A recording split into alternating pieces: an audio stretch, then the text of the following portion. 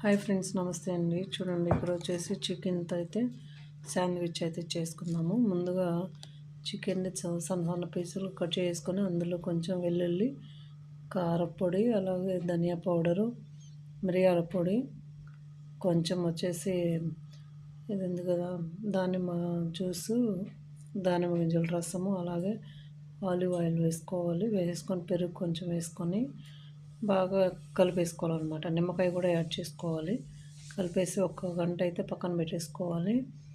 అలా పక్కన పెట్టేసుకున్న తర్వాత అయితే ఒక బాండీ తీసుకొని అందులో ఇదైతే మిశ్రమం మొత్తం వేసేసుకొని అందులో కొద్దిగా ఒక ఆనియన్ అయితే కట్ చేసి వేయించుకోవాలి. ఆ చికెన్లో మొత్తం వాటర్ అంతా పోయే విధంగా, ఇంకిపోయే విధంగా అయితే మనం ఉడికిచ్చేసుకోవాలి. అందులో కొంచెం కొత్తిమీర అయినా బగ్దునెస్ అయినా వేసేసుకోవచ్చు. వేసుకొని కొద్దిసేపు అయితే కలుపుకొని చూడండి, చెమ్మ లేకుండా అయితే మొత్తం అయిపోయింది కదా.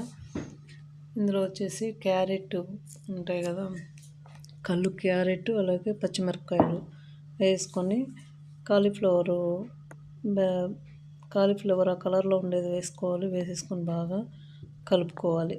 అలాగే ఇప్పుడు సాస్ చేసుకుందాము. ఒక బౌల్ తీసుకొని పెరుగు యాడ్ చేసుకోవాలి. ఒక 2 స్పూన్లు పెరుగు, మిరియాల పొడి, సాల్టు, నిమ్మరసము, అలాగే తెల్ల క్రీమ్ ఉంటుంది, ఫరెన్సిక్ క్రీమ్, అది యాడ్ చేసుకోవాలి. ఫరెన్సిక్ క్రీము తర్వాత వచ్చేసి కొంచెం ఒక స్పూన్, అది ఈ విధంగా ఉంటుంది ఫరెన్సిక్ సాస్ అనేది.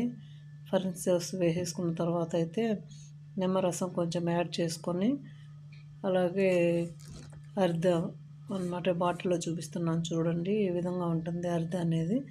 వేసుకొని బాగా కలిపేసుకొని ఈ చికెన్ మిశ్రమంలో ఇది యాడ్ చేసి మొత్తం కలిపేసి సర్వ్ చేసుకోవడమే. దేంట్లో అయినా స్టఫింగ్ చేసుకోవచ్చు.